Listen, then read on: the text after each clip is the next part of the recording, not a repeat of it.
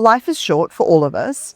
We don't need extra rubbish in our lives. Like, make every utterance that you make worth it and mean something. Why would you write a piece that's already not speaking to the future? Yeah. Like, I think the act of composition is believing in the future.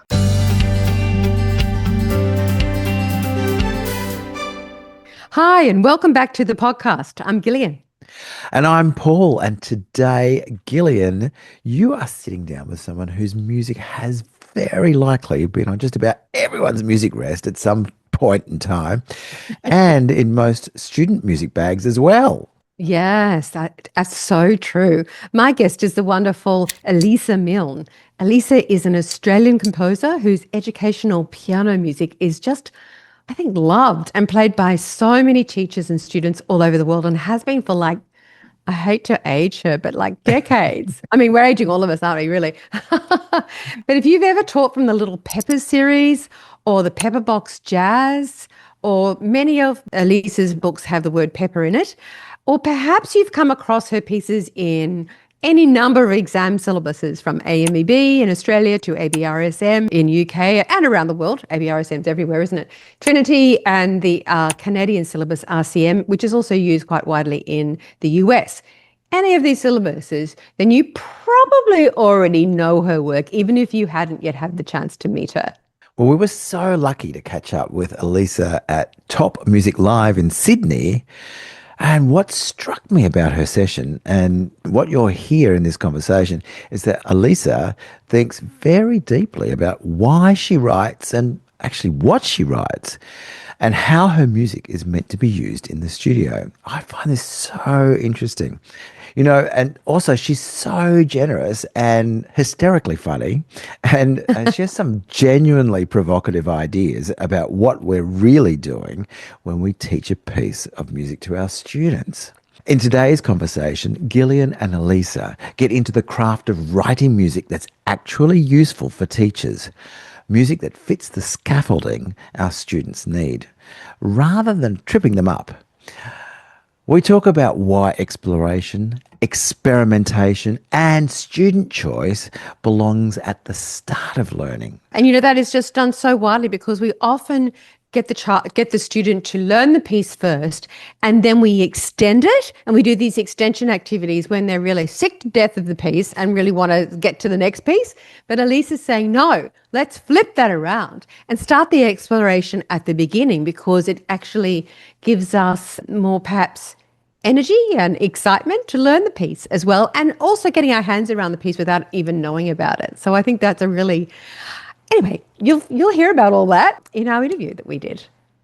That's great. Well, let's go on to it. I'm here with Elissa Milne, and Elissa is a very famous Australian composer, and world-renowned, known all over the world for her beautiful composing and pieces. So we're going to dive into a little bit of that, because it's not very often that we actually have a real live composer.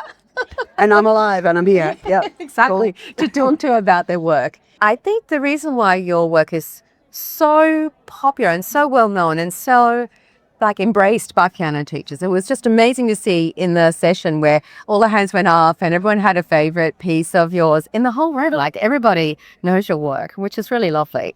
Must feel very good as a composer to see that. Yes. Yeah. Well, and I mean, the music's been around for a while. So, I had the days where no one had heard of it at all. I knew it and no one else had. Yes. And it's nice that as time passes, more and more people have embraced it and discovered it and had fun with it. Yes, and you probably got piano teachers now that learned them as kids and no idea what are they? Yes, the generation thing. I've actually had, emails or messages from people, and it's you do feel quite old quite quickly. I know. You do. So what I love about your music, I think, is that it's like this perfect, cameo is probably not the right word, but every note is considered. There's minimalism to it, in that every note is there, seems to be absolutely considered. Do you intentionally go about that? How? Yes. Yeah. Life is short for all of us. We don't need extra rubbish in our lives. If I'm going to the effort to put a piece of music out there into the public eye and for public use, I want it to be as useful as possible. And being useful means not having extra stuff to kind of deal with. Like, make every utterance that you make worth it and mean something. So there's that kind of, I don't know if it's ethical or aesthetic kind of value going on, but also it's just kind of good composition as well. You know, it's like it's a good principle for as an architectural. It's a good architectural principle. So there's a lot of art to it. It's not just that you don't need beta bundle and that, oh, write that down, that's great. Yeah, I mean, like occasionally with the very short pieces, I will get the idea all at once, and there's no sort of work to be done because the idea kind of came all together. But with a lot of pieces, it might have a kind of, you know, germ of an idea, and then, you know, it's like, well, I could do this, I could do that. And writing down the piece that's going to go into the public is, well, this is a really useful version of this. I could write 7 other versions, but this is the version I think will be the most helpful. And that's the one that gets published. So do you use your students as crash test dummies? Well, Like, do you give them various different iterations of this piece and then you go, oh, no. no. Like, and this is the thing. Like, when I first had the Little Peppers and Pepperbox Jazz pieces published by Faber over in London, they're like, oh, you know, we're going to market this as like you wrote them for your students and, you know, your students gave you feedback. And it's like, well, that kind of happened, but I knew what I wanted to do. And like, I knew if it was going to work or not. Like, if it didn't, I wouldn't bother showing it to the student. And like, sometimes I might be surprised at the feedback. Like, I might have a stereotype in my mind, like what kind of sound would resonate with different students. Yeah. But that was more sort of culture keeps changing. And just a bit of a check-in. yeah, and the ideas that we have about like, oh, what does an 11-year-old like these days actually does change. And, you know, back 30 years ago, there was a real kind of boys versus girls kind of concept. Like, boys will like this and girls will like that. And of course, it's absolute nonsense. Yeah. The boys are just as likely to like a piece as the girls and vice versa. And, you know, often the only thing that would maybe surprise me back in those days was that, if anything, the trend was that the girls like the energetic, aggressive stuff and the boys like the emotional stuff. Like, you know, Which is kind of counterintuitive. it was so going against, Yeah. you know, all the stuff people say. And it's like, well, my students in a very normal suburb, very normal cross-section, they were just being themselves and they weren't bothering with the stereotype. So that was probably the biggest bit of feedback. But in terms of, does the piece work? Will it be useful? Will it engage? Yeah. So you really use a pedagogical framework in your mind thinking about it. Oh, it was incredibly intentionally, this is music for teaching and learning. And sometimes it would be more like the experience of the student would be prime. Yes. And sometimes, genuinely, the experience of the teacher would be prime, because often they don't quite align. And especially in a world that we live in here in Australia that's got such an exam focus, understanding the kinds of scaffolding that the exam boards expect, that was a very big consideration for me as well. There's no point writing a piece that's mostly at one level with a little 8-bar phrase that's miles more difficult. And I think in any exam culture, the teachers really do internalize that scaffolding quite well. Yeah. And you kind of have a, you know, you might go, oh, is it grade 3 or 4? But you're not going grade 1 or grade 4. Yeah, like it's within a very narrow band. And so there's also the feeling of like, well, all of the teachers are going to look at music that is all over the place and go, well, that's not useful. Well, it's not so useful, because I think that's a great, and you know, talking about the teachers do have this good ranking about what things are. But when you think about the students, you know, they can be happily playing along, really loving this bit, and then if they hit crash and burn over 8 bars or 4 bars or something like that, you don't really want it for the students. So it's kind of not useful. Yeah. And look, often students, I mean, as we all know, a student will go, I really love the Moonlight Sonata and I want to play it. And they've only got grade 2 skills, you know. And they'll work really hard and they'll actually be able to play so much more than we might have expected because they're so keen to do it. Yes. But that's not good pedagogy. No. Like, that's great in terms of supporting the student with their identity and their desire to be a musician. Yeah. But in terms of our job of providing that scaffold and foundation for success, as the title says, if you're actually building for success all of the time, the teacher's happy, the student's happy, the parents are everybody has joy and happiness. I think that's been true of all generations, Yep. right? Yep. Has been true of all generations. But even yesterday we heard from Anita Anita Collins? Collins, Yes. and she was talking about even more critical that these our students today have little successes. So even more reason why we can't have crash and burn moments and things like that. Yeah. And look, I think part of that is that's getting into a bigger thing of who is taking piano lessons these days, because we didn't have to be so worried about that in the past, because if you weren't kind of really good at it, the parents wouldn't bother signing you up for piano lessons because there wasn't an understanding of the benefit to your development of learning a musical instrument. So the only kids who would take piano lessons would be quite suited, like their executive function and their motor planning skills and all of that sort of occupational therapy stuff was taken care of. And we didn't need to deal with that. But these days, the students we have coming into our practices and studios are of all kinds. Yeah. And the parents are going, but we know you can help us with making life wonderful for our child.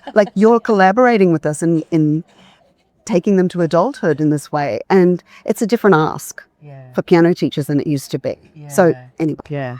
So back to your beautiful compositions, with compositions that are so artfully and thoughtfully put together.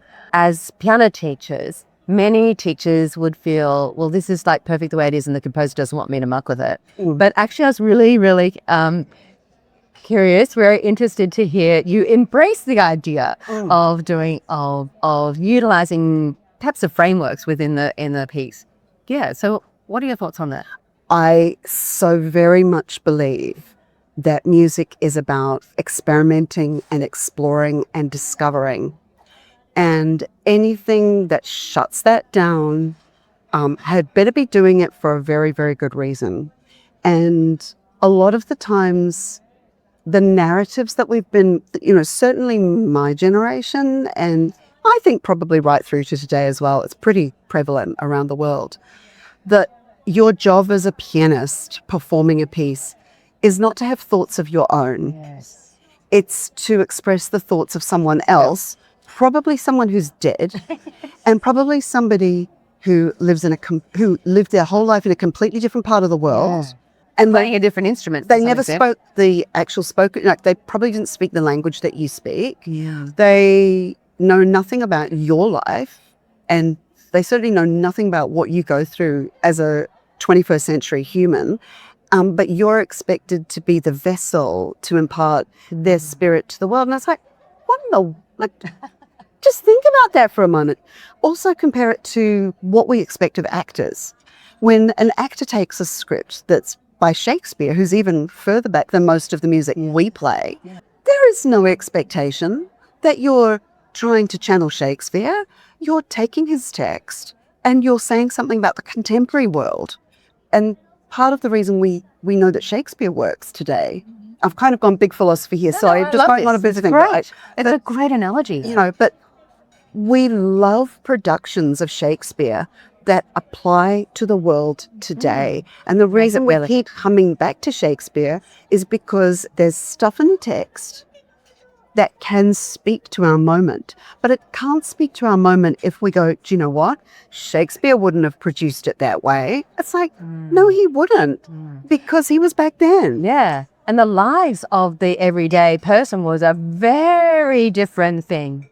And I just think there's I'm getting quite serious here in a bigger picture way, but I actually think there's a really big ethical consideration for us in terms of what are we actually doing, especially when we ask a young child to vacate themselves of their own opinions and their own life experience and to become a vessel for a dead German before there even was a Germany, And what doesn't make sense. How does that? What's the value of that? And the music is beautiful. There's no problem with the music, but it's the cultural project that's we don't stop and actually think about that. All of which is background to say, I think it's very important for students to understand that all of the texts in their life, musical, Shakespeare, like newspaper, like it doesn't matter what it is. Somebody made it up. Somebody made choices to present their argument in a particular way. And the more they experiment with, well, what can I do with these ideas? The same way that a theatre production takes a Shakespeare text. What can we do with this text to say something about the world today? We're setting our kids up with amazing musical critical thinking skills. And we're not doing it in a top-down way. We're saying, hey, take this easy piece, see what you can do with it. And the more they experience making choices, the more they are playing when they perform my thoughts, the more they are doing so as a choice and with their own ideas coming in. And it stops being about being accurate and serving kind of the God composer. Like, you know, I'm very anti-messiahs, you know, and the whole idea that there's anybody who's going to save us in the sense of my ideas are more special than yours. They're not. They're organized in a particular way that might work for you, might be useful for you, but it only works if you have your ideas too. Now, like, I can't remember what the name of what piece we were talking about yesterday. You had essentially had a left hand, we had a right hand, sort of question answer thing. And you said, these are the selections that I made to end these ones with, but please play around with it and have your, you know, I had like all of these suggestions and I just thought, I'll just choose these ones. I could have chosen any one. And then you said, have your students play around with that and get them with their own questions, because should they be in an exam? Want to finish that off? Well, if it goes wrong, if they make a mistake, they know it doesn't matter what they play, they can still make music. And they can recover from it. And to be honest, the number of concert pianists who make all kinds of mistakes in performance, and we don't care. The whole audience, even if you do know, you don't care because it was a moment. Because the accuracy isn't where the truth lies. The truth is, it's in the other stuff. And I do think that in piano lessons particularly, probably more than, I mean, it's hard to compare instrument to instrument, but because we have keys we can press, it's so tempting to turn the keys into a data entry exercise and to think if we get the data wrong, we've missed the truth. Like the calculations will come out wrong. And it's like, no. The keyboard on a piano is not like the keyboard on a computer. And the garbage in, garbage out is more to do with your intention and understanding gesture than it is to do with exactly what you play. You could play all the wrong notes with the right rhythm and it's music. And exactly. I mean, people play games of like, they just, they do the rhythm of a pop song and who can recognize it? And we get it, like humans, anyway. Again, that could be a whole conversation. But I really deeply, deeply believe that the music that we teach with should be the start of the conversation, the start of the exploration, not the end. Yes. And so would you actually, in terms of the teaching process, would you recommend learning the whole piece and then starting through variation? Or do you say, look, here's the bass line, let's just do this bass line now, I want you to start mucking around with this. And then through the whole process, they'll end up with learning bit. I love this question. Like, I was almost going, oh my goodness, I should have actually, and then you asked the question. So, perfect. I seriously love starting with the exploring, because that's how human brains actually do work. You know, like all those videos of little babies tasting food for the first time. And we're like, oh, it's so cute. They're having that first experience. You want that. You don't want it to come along afterwards like, oh, and then you can also do this other thing. Like it's the extra. In actual fact, the performance doing it my way, that's the extra. The business of exploring what you can do with these gestures, that's the real business of the learning, in my opinion. Yes. I think also it creates very deep foundations in that piece, doesn't it? You know the piece. Like if you approach it from, we're going to learn this little bit and then we're going to muck around with it. Like a tiny bit, not the whole piece, just one bar. Yes. And I'm pretty sure that was Chase I was talking about, which just goes boom, boom, digger, digger. Like one hand does the boom, boom, digger, digger. That's really easy to learn. I mean, you could then just do boom, boom, digger, diggers all over the piano if you wanted. You could do something completely contrasting. And by the time you're done with your exploring of that, you're ready to do something more complex that maybe you didn't think of. Yeah. You know, but you're Yeah. not ready for that if you haven't integrated that first set of gestures. Yeah, yeah. And it's just that, as you say, a gesture or a fragment to the gesture within the piece that is, I think that boom, boom, digga, digga is fundamental to that piece. Yeah, You know, it's like a- that's the business of the piece. Yeah. Yeah. Yeah. So if you get that and be able to orientate, put that into many, many different contexts, octaves, all different things, Yes. right notes, whatever, Yes. then that really just makes you feel so confident about pursuing the piece. And then it comes back to what you said before in terms of, so if you start on the wrong note, you know it doesn't matter because you've got the gestures right.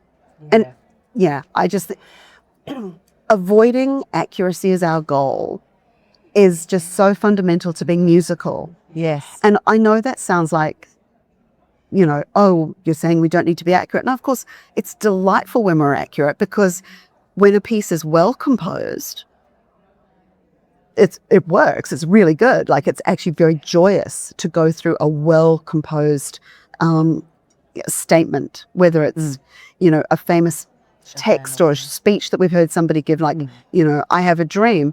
Why would you change the words in that speech? It's a wonderful speech. Similarly with a well-written piece of music. But that doesn't mean that you shouldn't inhabit it with your own opinions and your own ideas. Yeah, yeah, absolutely. And I think the other thing that I really liked, I mean, there's so many things I liked about it. One thing I would just like to share with our audience is this idea of, because most of your pieces are very, so popular, I think, because they've got this contemporary sound to them. And the children, students, not just children, students of all ages love them because they feel pretty cool doing it and it feels something that they can really encounter positively. So, and I think you made a lot of points about, actually, I'll wait for you to talk about it. If we're teaching a classical piece of music and we would be maybe thinking about it, a very straight rhythm, and we're looking at 1 and 2 and 3 and 4, like that kind of thing. But when we're teaching contemporary music, there's perhaps an easier way to go about it. Yeah. And perhaps that counting approach doesn't necessarily work the way. Yeah, I mean, like the dun dun digga digga, you can kind of do that in a classical way if you want to. You know, 1, 2, 3, and 4, and that kind of works. But with so much of the rhythm in the music we experience in the world, generally, I think yesterday I was saying, you hear this stuff when you're at the supermarket, you know. Although I must say at the supermarket these days, I'm hearing a lot of 80s. I'm getting a lot of that, which I love. Like, I'm here for it. That's great. But And it's disrupting that. Well, you were saying actually, even if you listen to the sounds of the streetscape, yes, it's got that. it's got that going on. So a lot of rhythms are actually we would normally describe them as either syncopated or Latin rhythms, or, you know, we don't necessarily have a strong vocabulary in the English language or an English language music education. No. Outside of niche spheres, which often don't address exactly what's happening in 2026. They might address, well, what happened in 1950, but not 2026. And so there's just all kinds of shapes that we know in our bodies, we know in our musical imaginations and our musical memories, but we don't really have a notational kind of familiarity with that. Boom, boom, digga digga. Like as soon as you say boom, boom, digga digga, Everyone knows what it is, right? Yeah. But like the other rhythms, like da da da da da da da da da da da da da da da da, phase out. you know, and you've got that underlying pattern that I was clicking, and then you've got the rhythm on the top. And when you notate that in classical Western 4/4 notation, you have to notate it in 4/4, otherwise it doesn't work. But you don't get the vibe of it from the layout on the page. You just don't get the shape of the gestures. So that's where I'm like, do not use the score. Like, start with da da da da da da da da. Like, if you can actually say all of that, you're already playing it right. I mean, you know, when kids want to play a pop song and then you get the awful arrangement and the rhythms have been changed and you're like, what doesn't sound anything like they've it. changed it so it's easy to read, Yes. but it becomes impossible to play because everyone knows how it goes and the notation doesn't line up. All of that. The kids often say, it doesn't sound like, it should go like this. but should I play it like that? No, play it how it sounds. Yeah, you've got two competing narratives, right? Of like the notation is the right thing. Right, yes. Like that's kind of God. Yes. And then, but I know that's wrong. Yeah. And so they're having a kind of crisis. Even something as simple as Ode to Joy, where they take the dot out of it. Where they, oh my goodness, that's the earliest experience that most kids have of going, what? Yeah. And then, of course, it continues on. And there's really, even pop stars like Taylor Swift who do really basic chord progressions, the rhythms often aren't. Yes. You know, like you might think of it as simple music, but then when you actually come to execute, if you're doing a 19th century style notation, it just doesn't quite hit the spot all the time. Yeah. And of course, there are so many wonderful musicians out there doing far more complicated work that all of our kids love and they want to play. Yeah. And it's hard. So I think it's really great that to start thinking about forgetting. So if we can't use, if we're not going to use numbering, then boom, boom, digga, digga. So using our voice, using our body. And I think also our imagination. I just really love when you said this chord progression that was hologrammatic. Can you explain that? Yeah. Well, I'll do my little BTS reference because, people watching today might know the song. So for those of you, I'll look direct to camera. For those of you who have been following along with K-pop, you'll know the BTS has come out with a brand new album after many years, and the number one song, first song they released was this song called Swim. And of course, it's got this chord progression that goes from a major chord to the minor chord that's just a semitone below. And, I actually don't recall off the top of my head which key Swim is in, but let's say it's in E flat major. So you've got an E flat major chord and then you go to a D minor chord. And when you've got that combination of chords right beside each other and you're flicking between the two, and in that song, then they don't use any other chords. It's just those two chords. You're creating something that we don't have language for in Western music theory. Where's 1, 4, 5, 7, 1? So I call this flicking between two close chords that are complete, like they've got to have completely different notes to each other. Like it can't be a pivot. It's got to be one set of notes to another set of notes. I call that a harmonic hologram because you're just flicking between the two. And it is a powerful structuring image. Strategy is the word I'm looking for. It's a strategy that you can use to structure a piece as long as a whole pop song. Yeah. And in fact, you could structure a whole orchestral work if you wanted, just using a single harmonic hologram. You might have reasons why you want to have a little bit, want to go somewhere else. But in theory, there's so much energy in that shift between the two, and there's so much human intrigue and like, oh, look at it here. Oh, look at it here.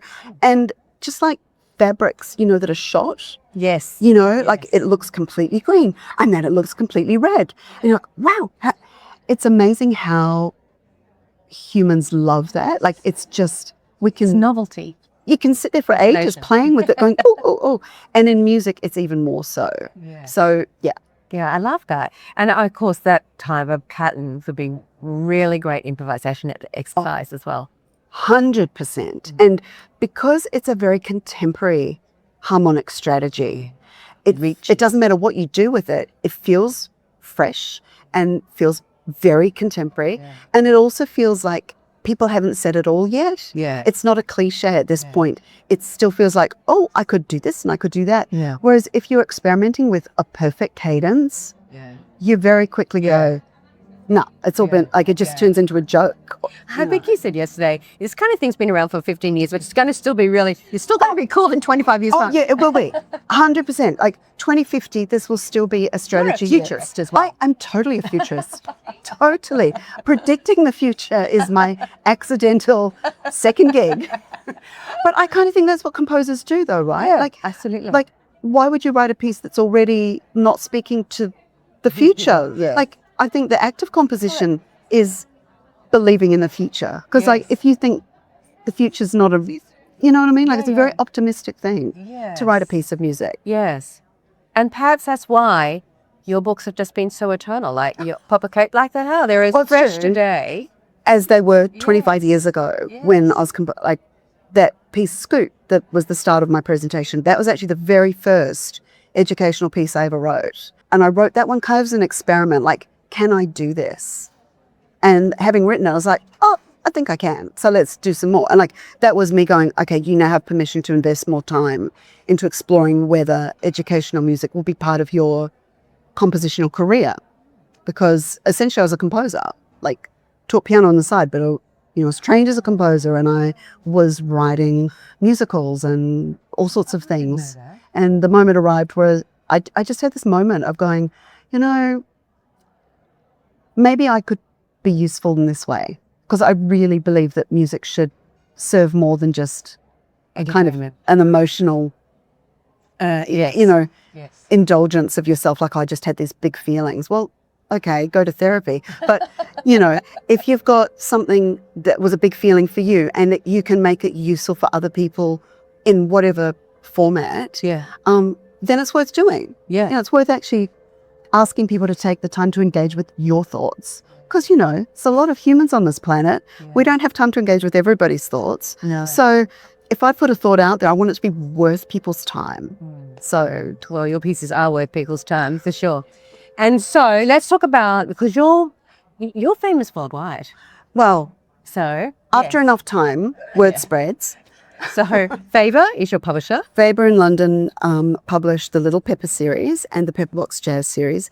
And they've got a few bits and bobs in they've commissioned little things for me that turn up in other books as well. And I sometimes forget to mention those. So I've got one cello piece in a book that's been a grade 1 cello piece for the Canadian exam system, and things like that. So there's just little bits and pieces all over the place. So you're very prolific in the Australian exam system. Yes. And also in other overseas? All around, like all of the English speaking exam systems pretty much have embraced things. It's fascinating for me, though, to see who embraces what. One of the very first pieces to get included in the exam syllabus was a little piece I wrote called Lost. And it's maybe one of the most conservative sounding pieces I've ever written. It's not kind of jazzy. It's kind of maybe a little bit like a sad Bartok piece. I don't mean a bad Bartok piece. No, like Lost Cat or something. Yeah, it's got that kind of vibe. When Bartok does sad music, this piece sounds like that. And when I wrote, I thought, oh, this will appeal to the English exam boards. And the next year, it was in the Trinity College syllabus for grade 1 or grade 2. Yeah, can't remember which grade. Anyway, one of those early grades. And I was like, oh, there you go. Like, yeah, that was that.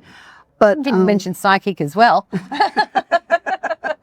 Because these things are very hard to predict. Well, that one just seemed logical to match the way that English exam boards selected things. And pieces that haven't gained any traction in Australia, the Canadian exam board have gone, oh yes, please, we'll have more of that sound. And there's a real sort of aesthetic to which kinds of pieces are embraced by different exam boards. And I think that speaks as well to the different values that are in different exam boards, which is fascinating to me. Like, there's no single right way, and it's just really interesting to see. But there's one piece that I'm like, why have none of them picked up Antarctic Breeze in Pepperbox Jazz 1? Now, I don't expect anybody who's listening to this to necessarily know it, but it is a fantastic, quite sophisticated, but still quite easy piece. And I keep waiting for someone somewhere in the world to pick it up. So, just putting it out there. Because I have also learned in my years that if you say it out loud, it'll happen. Sometimes it happens. Well, we've got a piece like that called Snowstorm. It's a multimeter piece. It's brilliant. No one's picked it up. Okay, so it's storms and breezes, people. Yeah, absolutely. You know what to pick. Just putting it out there. Yeah, absolutely. Thank you very much for talking to us. My pleasure. And make sure that you go and check out Elissa's music, because it's absolutely brilliant and your students will love it. Thank you. What a generous, thought-provoking conversation. Elissa has such a clear and considered way of talking about music. And every time I speak with her, I come away with at least 3 or 4 things I want to try in my own teaching. I so agree with that. Well, we're going to leave you with a few threads that we took away, because we've kind of compared notes at the end. And the first idea is that every note Elissa uses as a composer is considered. There isn't an extra note in her pieces anywhere. It's just they're so beautifully crafted. And so when we put a piece of music in front of our students, we're handing them an absolute gem. That means a lot because we're not having to sort of think, why would we have to do that? You know, why are those extra notes there? There isn't an extra note. And I love Elissa's invitation to let students experiment with the gestures inside the piece. As we said before, let them play one bar and let them try boom, boom, digga, digga, up an octave in a different key or with a hand swapped over. She's keen that her pieces become the start of a musical conversation, not the end of it. And I just think that's so lovely, because sometimes we think as teachers, oh no, we're doing our composers an injustice if we start playing around with their pieces, but she welcomes that. Yes, exactly.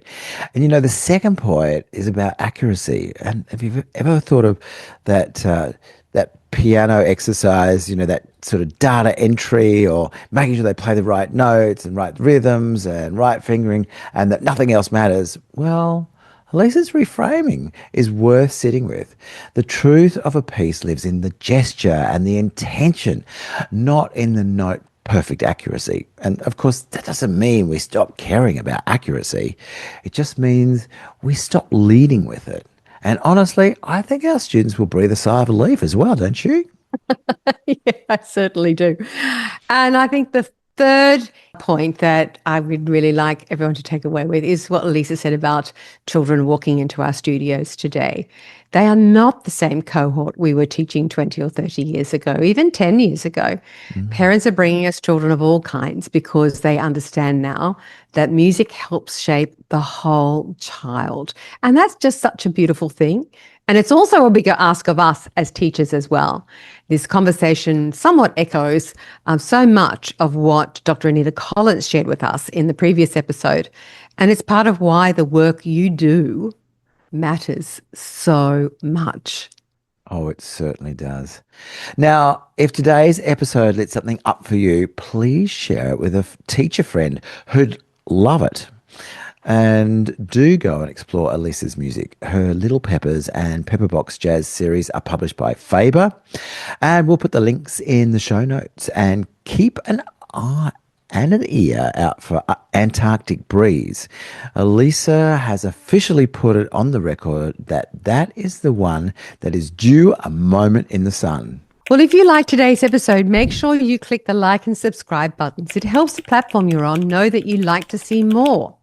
And if you'd like to get each new episode or blog when it's released, well, just go to our website, pianoteachingsuccess.com, click the join the newsletter list, and we'll make sure you never miss an episode of free resource again. Thank you so much for listening. We'll see you in the next episode. Bye. Bye.